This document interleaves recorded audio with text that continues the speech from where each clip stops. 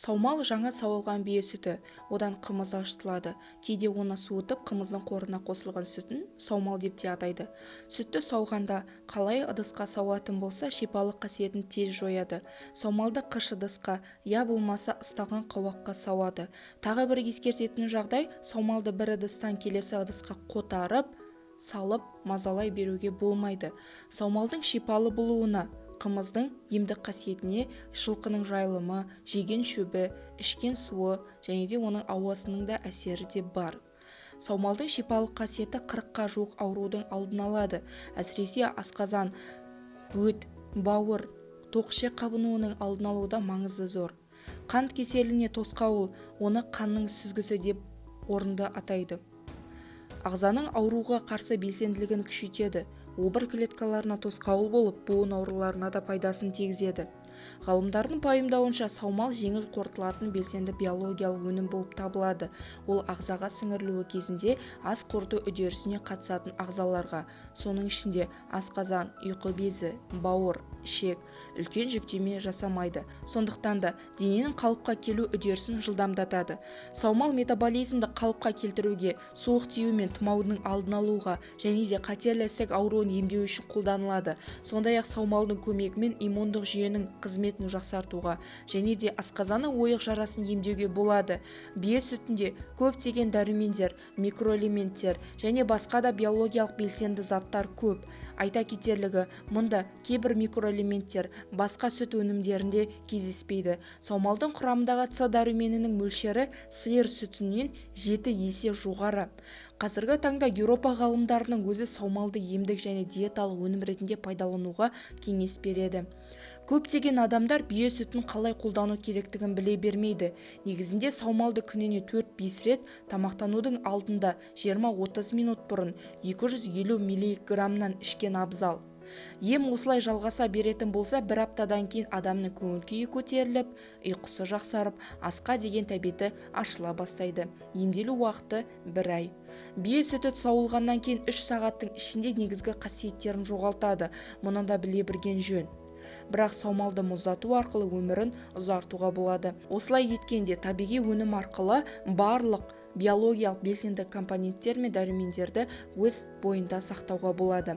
Саумал мен қымыздың қандай қасиеті және де қандай пайдасы бар? Ата-бабамыздан келе жатқан ұлттық сусынымыз қымыздың адам денсаулығына берер пайдасы орасан зор екені талай мәрте жазылып та келеді, айтылып та келеді. Қымыз құрамындағы дәрумендер мен оның шипасы туралы тағы бір мәрте сіздердің назарларыңызға салуды жөн көріп отырмыз. Қымыздың құрамындағы С дәрумені сиыр сүтімен салыстырғанда 10 есеге жақын көп. Құрт ауруларының алдын алады. Ауырған адамның қайта қалпына келуіне жақсы ықпал етеді. Саумал қымызды ем ретінде буын ауруларына ішетін болса, тіпті пайдалы.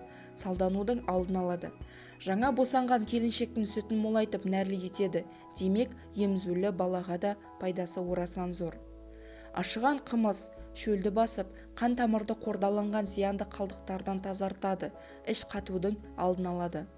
Ашығудан кейін қымыз ішу буын ауруларына өте пайдалы. Адам денесінің күш қуатын арттырады, бүйрек пен бауырды қанықтырады, қан тамырларын тазалайды. Буын аурулары мен сүйектің қақсауын, жүйкенің жұқаруын, бас айналуын, созылмалы сары ауру, гепатит, ұйқысыздық, ішектегі жара, яғни гастрит сияқты аурулардың алдын алады және жеңілдетеді. Қымыз адамның физикалық жағдайын оңалтып тәбетін ашады, ас қорытуды жақсартады. Дәрігерлер қымызды безгек ауруына және жөтелге қарсы ішуге ұсыныс жасайды. Қымызбен емделгенде қан құрамындағы гемоглобин, эритроцит көбейеді. Тамырдың соғуы жиілеп, қан айналымы жылдамдайды. Қан тамыры мен жүрек соғысы жақсарады. Кез келген сүттегі ең бағалы зат бұл ақуыз болып табылады. Бие сүтінде ол 1,5-2% болады. Қымызда шамамен 1,13-2%дай май бар. Бұл сиыр сүтінен 2 есе кем болады. Тұрақты түрде қымыз ішкен адамның иммунитеті жоғары болады және де мықты болады. Бие сүтіндегі полия қанықпаған май қышқылдары қан айналымын жақсартады. Қымыздың майы атеросклероз ауруына шипалы. Қымыздың құрамындағы қанықпаған май қышқылдары адам денесіндегі жасушаларды жақсартады. Ағзадағы зат алмасуын реттеп отыратын асқазанның, ішектің, ұйқы безінің, ас қорыту сөлдерінің, бауырдағы өт бөлетін ферменттердің жұмысын ынталандыратын қымыз құрамында пайдалы заттар бар. Қымыз құрамында болатын ағзаға жеңіл сіңетін ақуыздар, пептидтер, амин қышқылдар болғандықтан сусынның бұл түрі сырқат адамның күш-қуатын тез қалыпқа келтіреді. Бүгінге айтарым осы. Сіздермен бірге болған Гаухар. Деніміз сау болсын. Келесі жүздескенше.